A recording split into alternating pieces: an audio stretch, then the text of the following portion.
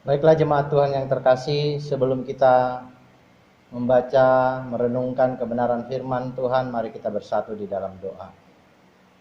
Bapa di dalam sorga, terpujilah namamu, sungguh kami permuliakan dan agungkan namamu pada pagi hari ini atas kebaikanmu, kemurahanmu yang senantiasa engkau nyatakan dalam kehidupan kami.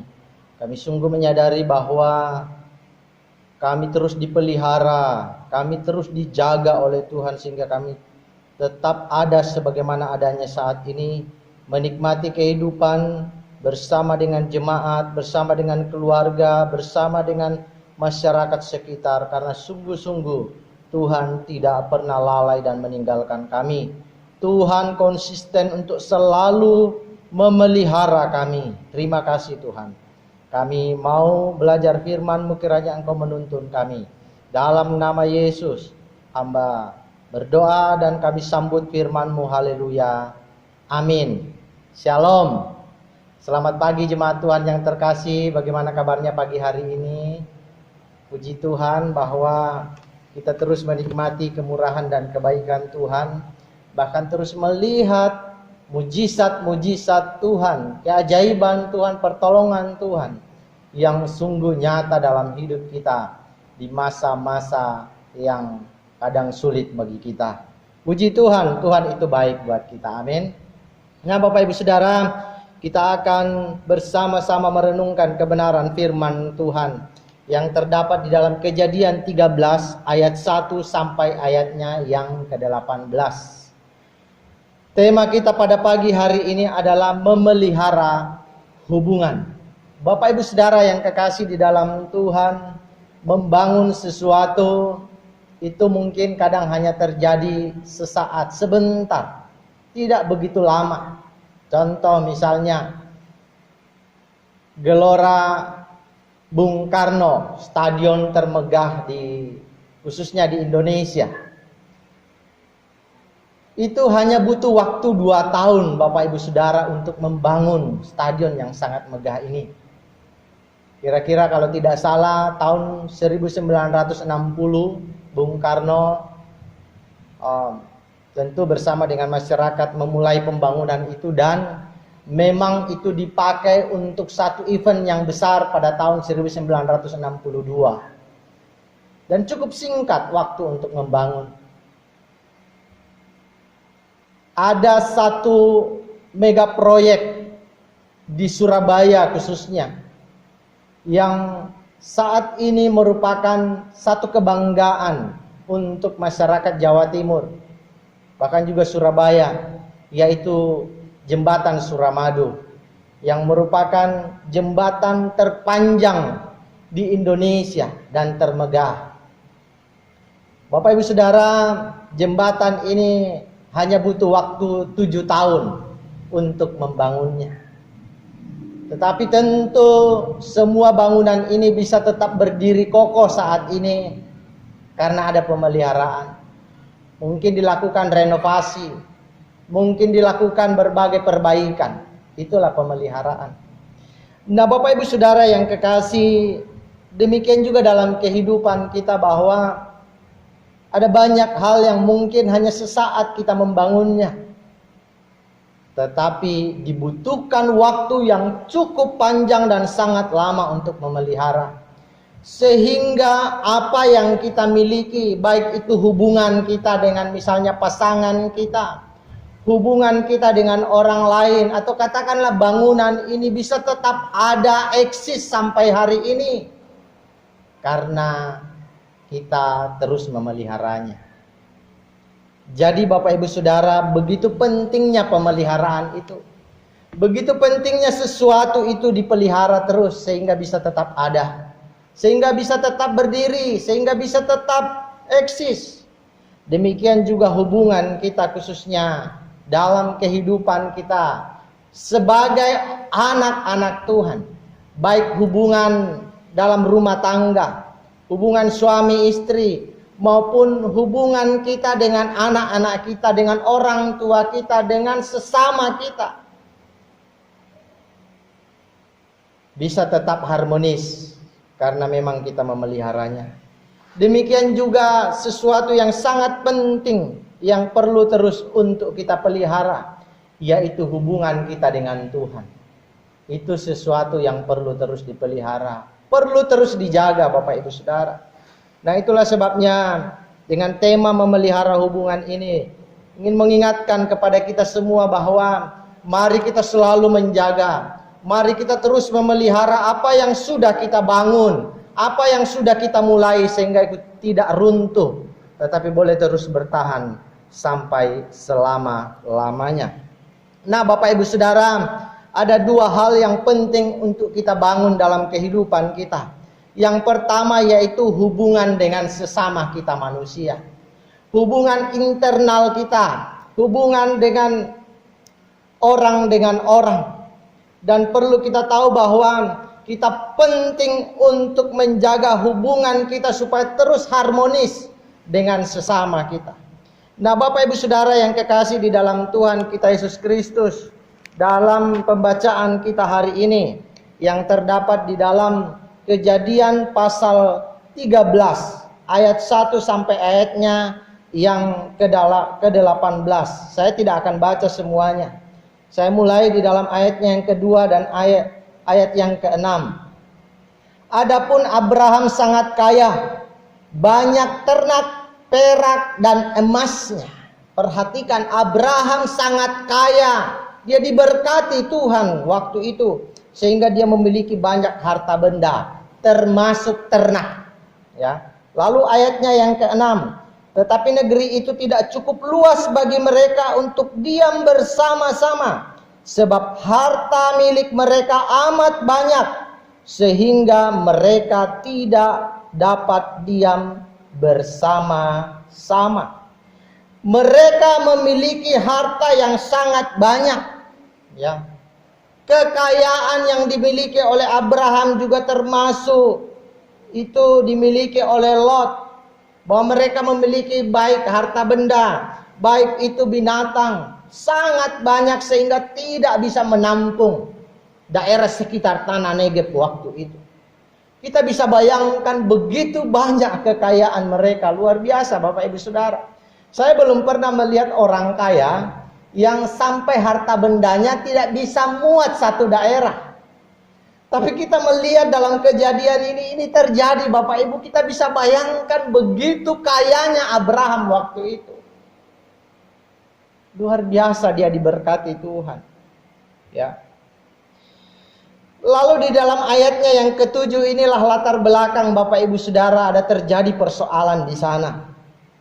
Karena itu terjadilah perkelahian antara gembala Abram dan para gembala Lot. Waktu itu orang Kanaan dan orang Feris diam di negeri itu. Ya.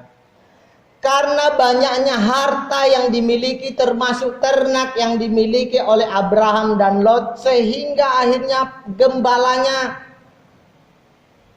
tawuran waktu itu. Ya. Mereka berselisih, mereka berkelahi karena saling berebut lahan. Karena terlalu banyaknya ternak yang harus mereka berikan makan. Sehingga timbul masalah Bapak Ibu Saudara. Oh, ternyata kekayaan yang diimpi-impikan banyak orang, ya, itu kadang menjadi masalah juga.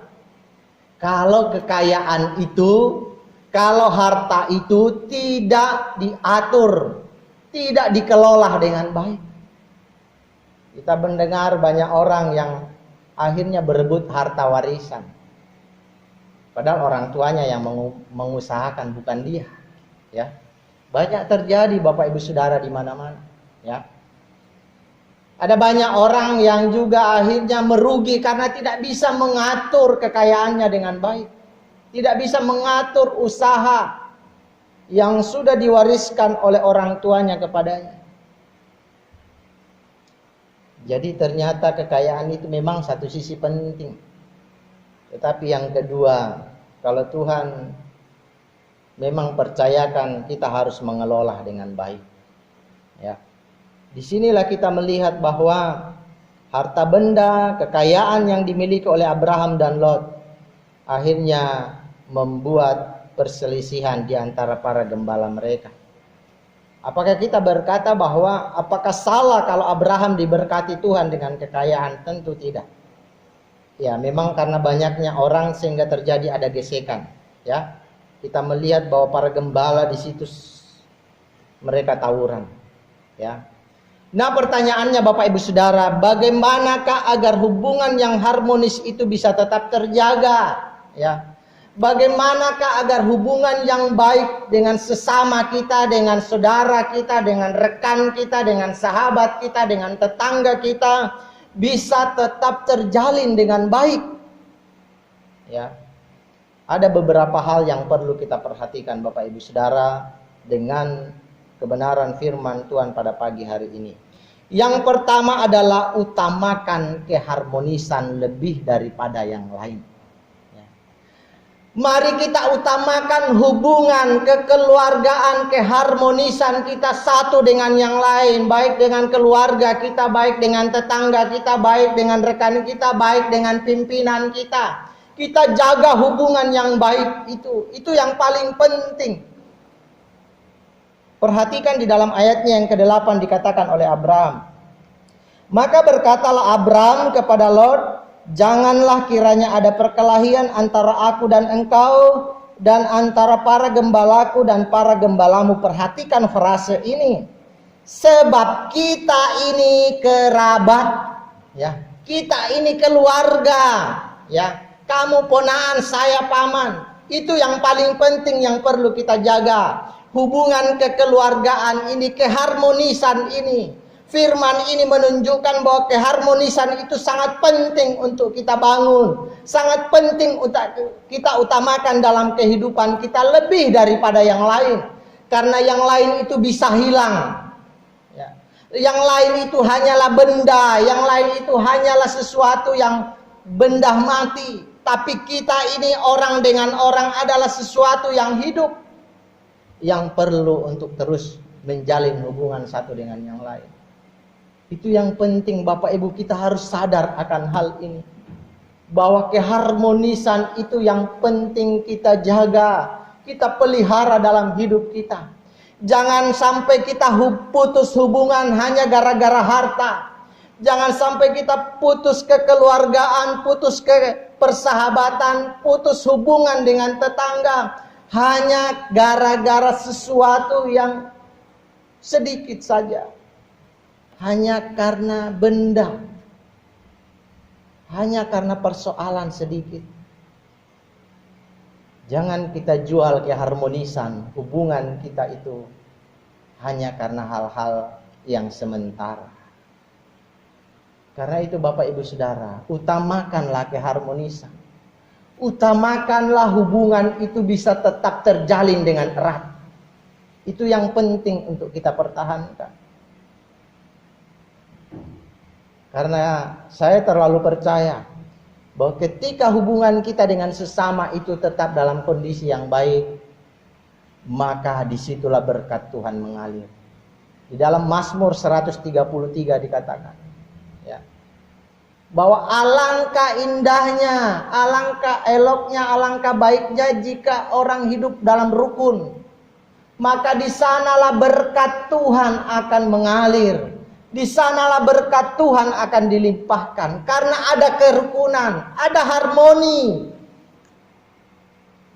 Seorang dengan seorang. Ya. Firman Tuhan pernah juga berkata, Yesus mengatakan bahwa sebelum engkau datang kepadaku, mari engkau selesaikan masalahmu dengan saudaramu. Ya.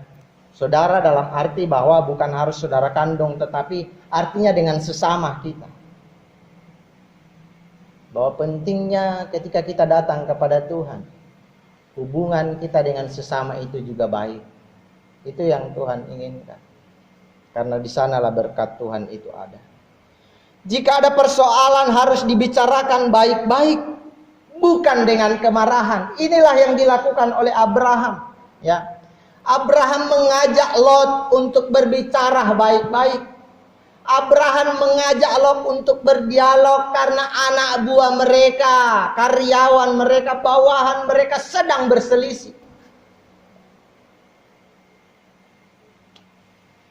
Dan Abraham dengan bijaksana datang kepada Lot untuk membicarakan persoalan ini, ya. Bukan dengan kemarahan tapi dialog, ya. Dengan hati yang dingin, dengan kepala yang dingin. Dan akhirnya kita melihat ada solusi di sana, ya. Tidak memaksakan kehendak melainkan mencari jalan keluar. Selain kita mengutamakan keharmonisan, ya, kita perlu juga membicarakan agar persoalan yang ada harus dibicarakan dengan baik-baik, ya. Tetapi juga kita jangan sampai memaksakan kehendak kita. Kita harus mencari jalan keluar, ya. Ini yang kita lihat di dalam ayatnya yang ke-9. Bukankah seluruh negeri ini terbuka untuk engkau? Baiklah, pisahkan dirimu daripadaku. Jika engkau ke kiri, maka aku ke kanan. Jika engkau ke kanan, maka aku ke kiri. Kita melihat luar biasa. Abraham sebagai seorang tua, sebagai seorang paman, mengalah waktu itu. Ada pepatah Jawa yang sangat kental di tengah-tengah kita, ya. Dan juga saya sangat senang saya dengar, sing waras ngalah. Ya. Artinya Bapak Ibu Saudara, jangan kita terlalu memaksakan kehendak kita. Karena belum tentu bahwa kehendak kita itu benar. Belum tentu kehendak kita itu akan memberkati kita. Belum tentu yang kelihatan oleh mata itu adalah sesuatu yang baik, ya. Kita kadang ditipu oleh casing, ya. Kita kadang ditipu oleh bentuk luar, oleh apa yang kelihatan Bapak Ibu, tetapi apa yang ada di dalam itu ternyata rusak. Ya. Karena itu mari kita senantiasa jangan hanya melihat yang kelihatan, ya. Kita melihat bahwa Abraham menawarkan kepada Lot, ya, bahwa jika engkau ke kiri maka aku ke kanan, atau sebaliknya, ya. Abraham mau memberikan keleluasaan kepada Lot, silakan engkau pilih daerah penggembalaan yang engkau mau cari, ya. Dan kita melihat Lot akhirnya memilih waktu itu, dan sisanya, ya, apa yang tidak dipilih oleh Lot, ya, itu yang dipilih oleh Abraham. Disitulah Abraham, tapi justru disitulah dia diberkati Tuhan luar biasa, ya. Jadi Bapak Ibu Saudara, mari kita jangan pernah memaksakan kehendak kita. Mari kita berupaya untuk mencari solusi, mencari jalan keluar, ya. Sehingga hubungan kita tetap harmonis satu dengan yang lain. Orang percaya harus melihat dengan iman, bukan pada apa yang kelihatan saja. Sekali lagi saya mau katakan, orang percaya harus melihat dengan iman, bukan dengan apa yang kelihatan saja. Kalau kita lihat di dalam ayat 10 sampai ayat 12 dikatakan begini. Lalu Lot melayangkan pandangnya, dan dilihatnya lah bahwa seluruh lembah Yordan banyak airnya seperti taman Tuhan, seperti tanah Mesir sampai ke Zoar. Ya. Ketika Lot disuruh untuk memilih, dia melihat bahwa lembah Yordan itu yang akhirnya dia pilih. Dia tertarik, ya. Karena dia lihat lembah Yordan itu banyak airnya, cocok untuk ternak di situ. Ternak akan bisa minum dengan puas, ya. Juga tanahnya subur, ya. Rumputnya banyak, ada banyak makanan untuk ternak, ya. Sehingga dia tanpa sadar bahwa dia hanyalah seorang anak, seorang ponaan, ya. Dia akhirnya memilih itu, ya. Dan menyisakan untuk pamannya. Apa yang dilihat oleh mata, itulah yang dipilih oleh Lot, ya. Lalu ayatnya yang ke-11, sebab itu Lot memilih baginya seluruh lembah Yordan itu, lalu ia berangkat ke sebelah timur dan mereka berpisah. Ya. Jadi apa yang dilihat Sodom, ya, dan Gomora itu yang dilihat memang sangat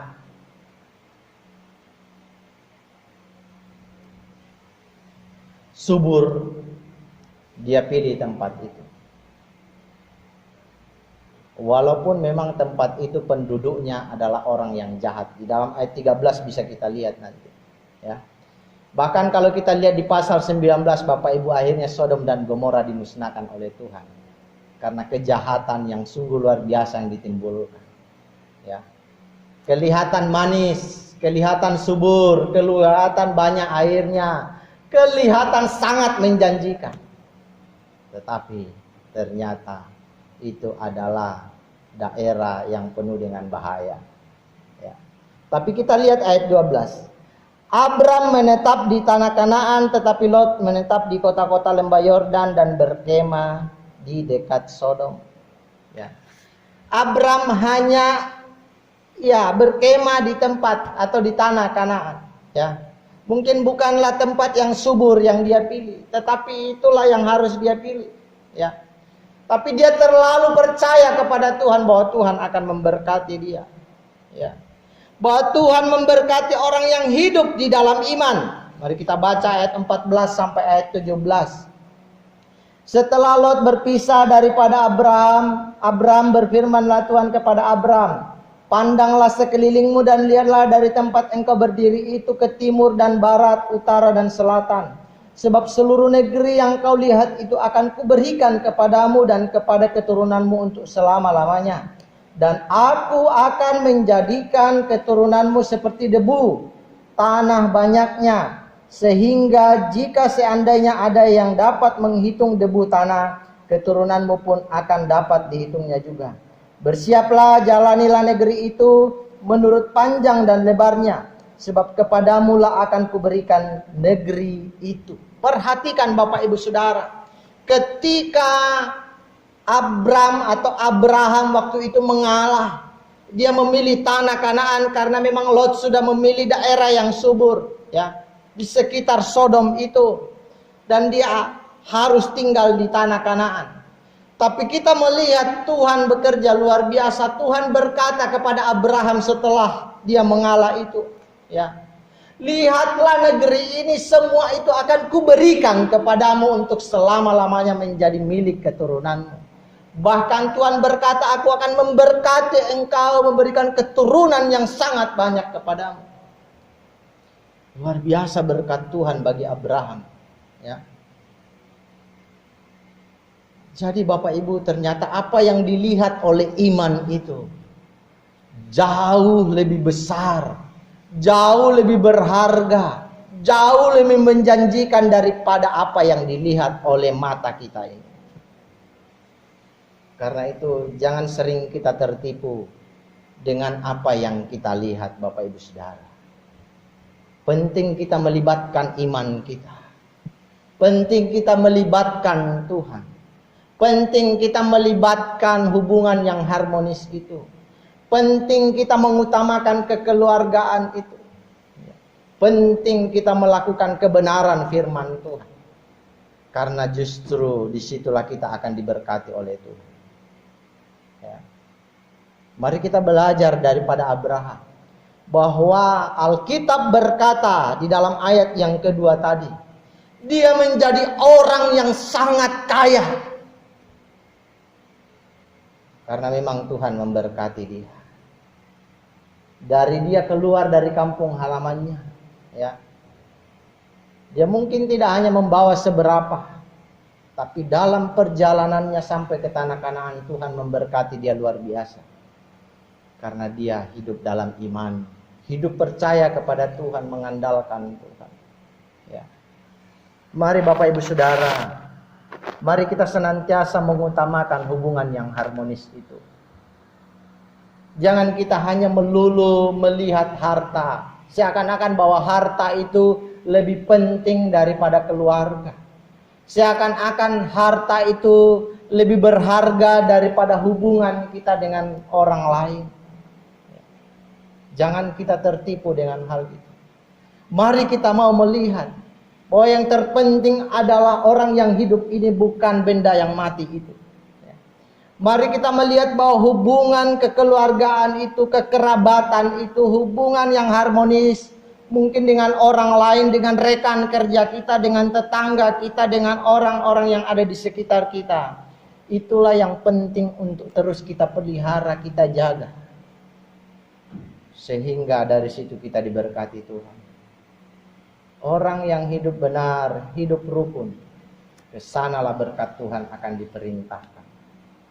Mari kita selalu melihat dengan iman, bukan hanya apa yang dilihat atau yang dipikirkan di kepala kita.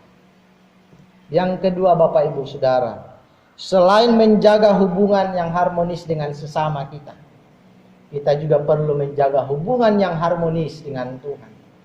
Hubungan yang intim dengan Tuhan, hubungan yang baik dengan Tuhan itu perlu terus kita jaga, kita pelihara dalam hidup kita. Sehingga tidak luntur, sehingga tidak goyah, tapi bisa setiap hari kita pertahankan. Kita selalu berhubungan dengan Tuhan, kita selalu bersama-sama dengan Tuhan, bersekutu dengan Tuhan, kita harmonis dengan Tuhan. Maka ketika kita harmonis dengan Tuhan,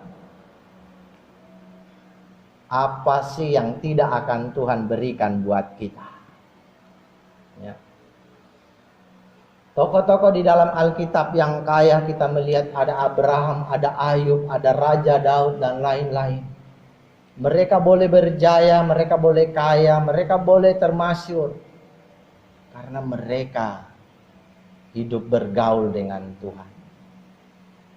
Mereka memiliki hubungan yang harmonis dengan Allah, dengan Sang Pencipta.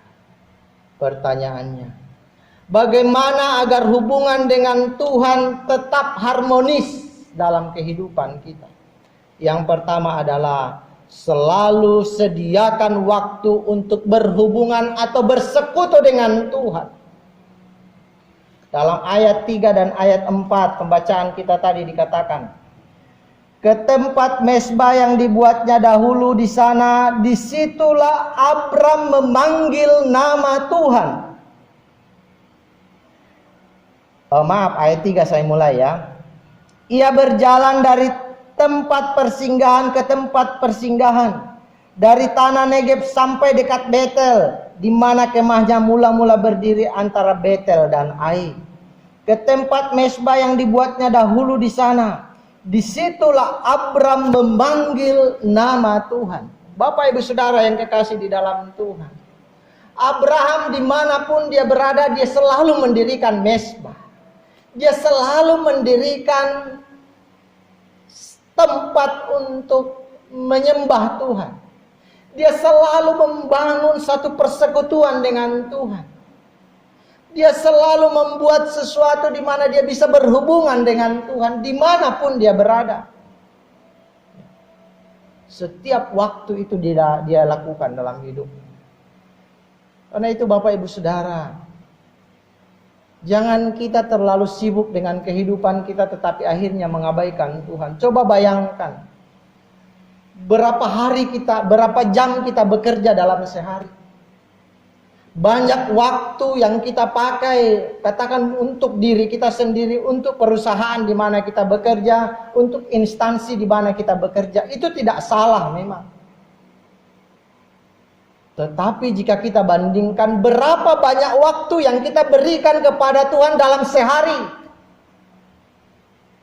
Apakah kita menyediakan waktu untuk bersekutu dengan Tuhan? Apakah kita menyediakan waktu untuk datang kepada Tuhan? Katakan hanya setengah jam saja atau 1 jam saja.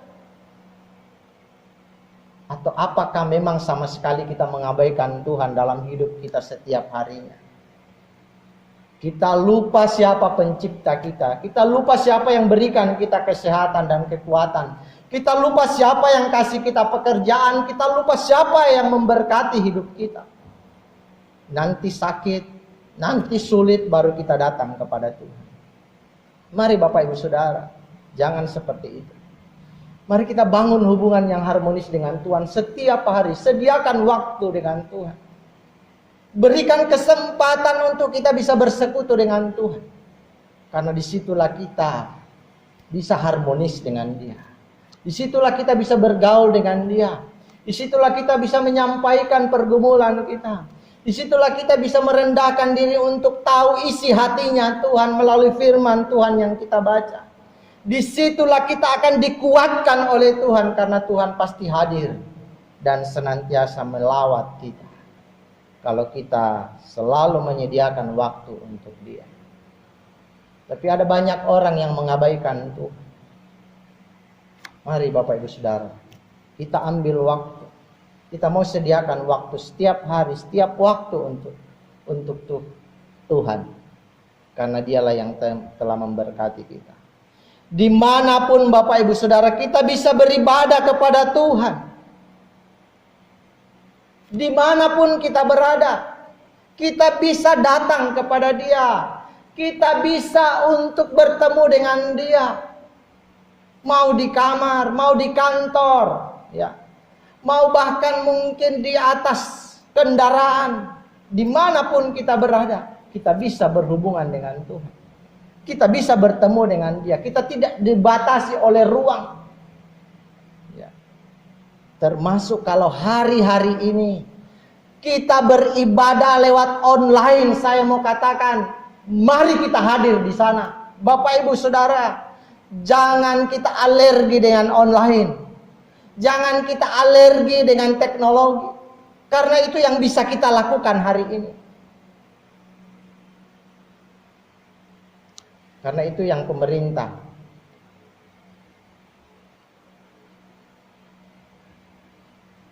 haruskan kepada kita untuk terus menjaga.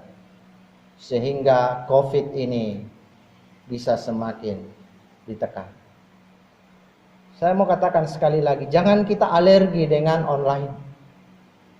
Kalau memang ini yang bisa kita jalani hari ini, mari kita ikut ibadah online, Bapak Ibu Saudara. Tapi kalaupun mungkin kita berkata kita tidak bisa menggunakan itu, tapi ibadahlah di rumah. Jangan sampai engkau tidak ibadah di rumah hanya gara-gara kita tidak bisa hadir di gereja. Gereja ini hanya bangunan, Bapak Ibu Saudara. Kita bisa bertemu dengan Tuhan, bersekutu dengan keluarga kita di rumah kita masing-masing. Jangan engkau mengabaikan itu. Jangan akhirnya kita berkata bahwa kita tidak bisa online lalu kita tidak ibadah. Kita mengabaikan ibadah. Itu artinya kita sedang mengabaikan Tuhan. Kita sedang melupakan Tuhan. Hati-hati kalau Tuhan juga melupakan kita. Mari Bapak Ibu Saudara, kita sediakan waktu dengan Dia. Kita bangun hubungan dengan Tuhan dimanapun kita berada, kita bisa berhubungan dengan Dia. Mari kita lihat dalam Kejadian 12 ayat 7 dan 8. Ketika itu Tuhan menampakkan diri kepada Abram dan berfirman, Aku akan memberikan negeri ini kepada keturunanmu. Maka didirikannya di situ mezbah bagi Tuhan yang telah menampakkan diri kepadanya. Lalu ayat 8. Kemudian ia pindah dari situ ke pegunungan di sebelah timur Betel. Ia memasang kemahnya dengan Betel di sebelah barat dan Ai di sebelah timur. Lalu ia mendirikan di situ mezbah bagi Tuhan dan memanggil nama Tuhan. Daud hidupnya berpindah-pindah Bapak Ibu Saudara. Tapi dimanapun dia berpindah, dimanapun dia ada, dia tidak lupa untuk membangun mezbah bagi Tuhan. Karena itu yang penting dalam hidupnya. Dan kalau ayat 2 pasal 3 tadi 13 dikatakan bahwa Ayub sangat kaya. Karena Tuhan memberkati orang yang sungguh mau memberikan waktu untuk dia. Tuhan sungguh akan memberikan apa yang diminta oleh orang yang betul-betul rindu kepada Dia. Sekali lagi saya mau katakan Bapak Ibu Saudara, jangan pernah engkau mengabaikan Tuhan. Karena Dialah sumber berkat kita. Dialah sumber segalanya buat kita. Sumber kesehatan kita. Sumber kebahagiaan dan segala sesuatunya buat kita.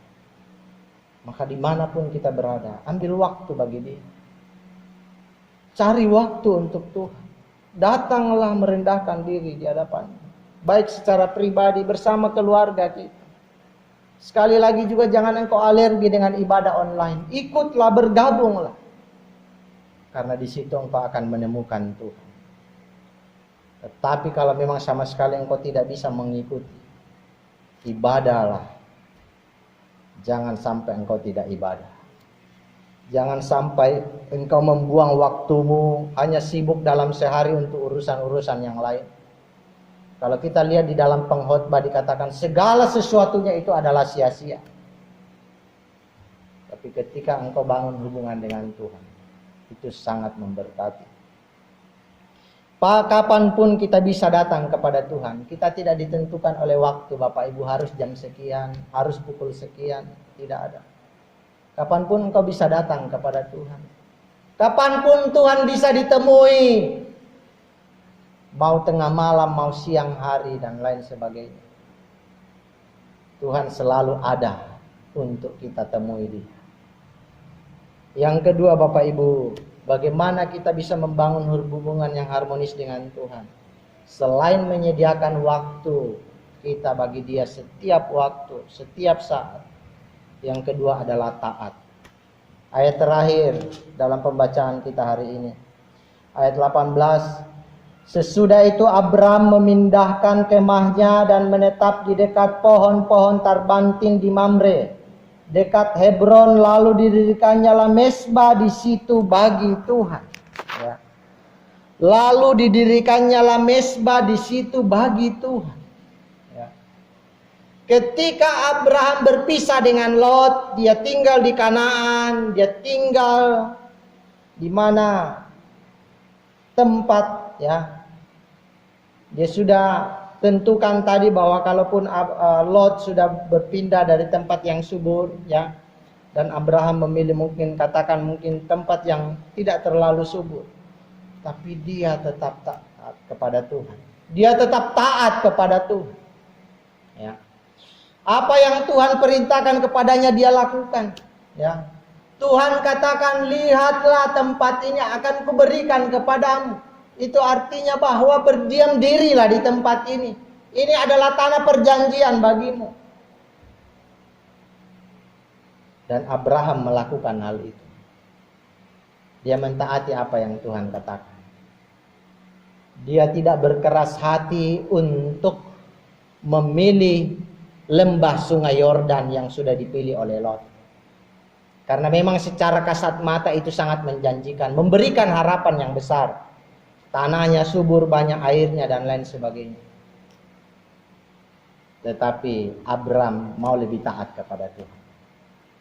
Dan kita melihat bahwa Abram terus-menerus diberkati oleh Tuhan. Luar biasa. Tetapi justru Sodom dan Gomora dimusnahkan. Tempat di mana Lot memilih tempat itu. Bahkan istrinya menjadi tiang garam di situ. Bapak Ibu Saudara yang kekasih di dalam Tuhan. Mari kita mau taat kepada Tuhan. Apapun yang Tuhan perintahkan, mari kita lakukan, termasuk untuk kita harus terus beribadah kepada Dia. Mari kita lakukan. Apapun yang Tuhan perintahkan dalam hidup kita. Melakukan yang benar, melakukan yang baik, memberi, ya. Baik untuk sesama, baik untuk pekerjaan Tuhan, mari kita lakukan itu. Sebagai tanda ketaatan kita, maka kita akan diberkati oleh Tuhan. Kesimpulannya buat kita Bapak Ibu Saudara, mari kita memelihara hubungan yang harmonis dengan Tuhan dan dengan sesama kita. Jangan kita abaikan hal ini. Sangat penting Bapak Ibu, bahwa kalau kita harmonis dengan Tuhan, pasti berkat Tuhan mengalir. Pasti Tuhan akan mendengar segala seru dan doa kita. Karena kita begitu dekat dengan Dia. Bayangkan kalau kita dekat dengan pejabat Bapak Ibu. Ya mungkin adalah yang mungkin bisa ditolong misalnya. Atau dengan siapa, ini bukan KKN ya. Maksud saya kalau kita dekat dengan orang, ya minimal mungkin kita ditraktir, ya. Minimal mungkin kita sering diperhatikan. Bukankah itu sesuatu yang baik? Hubungan yang baik dengan sesama itu begitu penting. Apatah lagi dengan Tuhan. Karena itu jangan kita hanya melihat apa yang dilihat oleh mata, harta benda. Itu sesuatu yang mati Bapak Ibu Saudara. Itu sesuatu yang sejenak bisa hilang. Orang berkata uang 1 juta dalam sehari saja bisa habis dipakai belanja tidak terasa. Tapi hubungan yang harmonis dengan sesama kita, dengan teman kita, dengan keluarga kita, dengan saudara kita, dengan orang-orang lain, itu akan bertahan lama dan akan sungguh manis. Indah hidup ini kalau kita bersahabat dengan semua orang. Demikian juga ketika kita harmonis dengan Tuhan. Maka pemeliharaan Tuhan selalu bagi kita. Hubungan yang harmonis dengan Tuhan dan sesama akan mendatangkan berkat yang melimpah bagi kita. Karena sudah terbukti Abraham, Ayub, Daud, dan lain sebagainya, Daniel, diberkati Tuhan luar biasa karena mereka punya hubungan yang harmonis dengan Tuhan. Bahkan juga punya hubungan yang harmonis dengan sesama. Walaupun Daud banyak musuh, tapi dia tidak memusuhi musuhnya.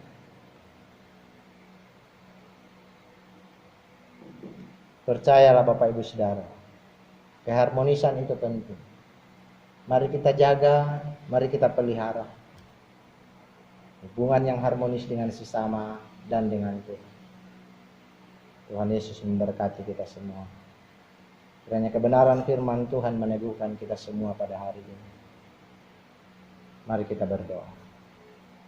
Bapa di dalam surga, terima kasih untuk kebenaran firman-Mu yang sudah kami renungkan bersama-sama.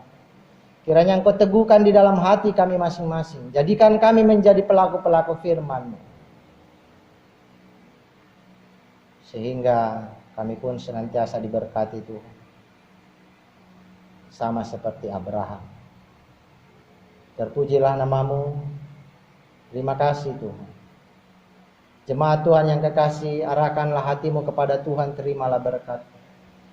Allah Tritunggal, Bapa, Putra, dan Roh Kudus kiranya memberkati Bapak Ibu Saudara dengan berkat-berkat rohani, dengan berkat-berkat jasmani, memberkati rumah tanggamu, memberkati keluargamu, memberkati usaha dan pekerjaanmu, memberkati pendidikan anak-anakmu, memberkati hubunganmu dengan sesama, memberkati seluruh kehidupanmu.